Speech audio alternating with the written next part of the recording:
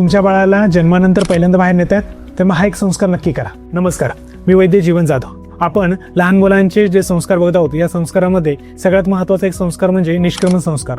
हा निष्क्रमण संस्कार कसा करता याच्याबद्दल आज माहिती घेऊयात. निष्क्रमण संस्कार हा म्हणजे बाळाच्या 4थ्या महिन्यामध्ये बाळाला ज्यावेळेस घराच्या बाहेर नेलं जातं त्यावेळेस करायचा हा संस्कार आहे. या निष्क्रमण संस्काराबद्दल आयुर्वेदामधील काश्यप संहिता, अष्टांगहृदय याबरोबरच आपले धार्मिक ग्रंथ धर्मसिंधुसार आणि मनुस्मृती याच्यात सुद्धा या निष्क्रमण संस्काराचे वर्णन आलेलं आहे. पूर्वीच्या काळामध्ये बाळाला साधारण 4 महिने हे एका सुतिकागारामध्ये ठेवून नंतर त्याला हे बाहेर निष्क्रमण संस्कार केला जायचा. हा निष्क्रमण संस्कार म्हणजे पंचमहाभूतांशी बाळाचं मिलन होय. हा निष्क्रमण संस्कार बाळाच्या 3ऱ्या किंवा 4थ्या महिन्यामध्ये शुक्ल पक्षामध्ये केला जातो. त्याच्या जन्मतिथीला हा केला तर अतिशय उत्तमच. निष्क्रमण संस्कारामध्ये 2 भाग पडतात. एक म्हणजे चंद्रदर्शन आणि दुसरं म्हणजे सूर्यदर्शन. या चंद्र आणि सूर्यदर्शनामुळे बाळाच्या अनेक ज्ञानेंद्रियांची उत्तेजना मिळते.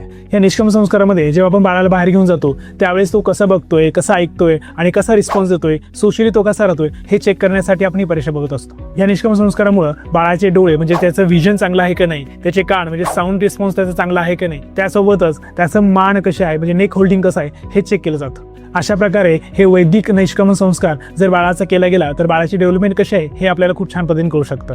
याच्यातून तुमच्या लक्षात येईल की बाळाची डेव्हलपमेंट कशी व्हावी यासाठी आपल्या वैदिक ग्रंथांमध्ये हे वेगवेगळ्या प्रकारचे संस्कार सांगितले आहेत. तुम्हाला या संस्काराबद्दल डिटेल माहिती हवी असेल तर कॉमेंट करा निष्क्रमण संस्कार.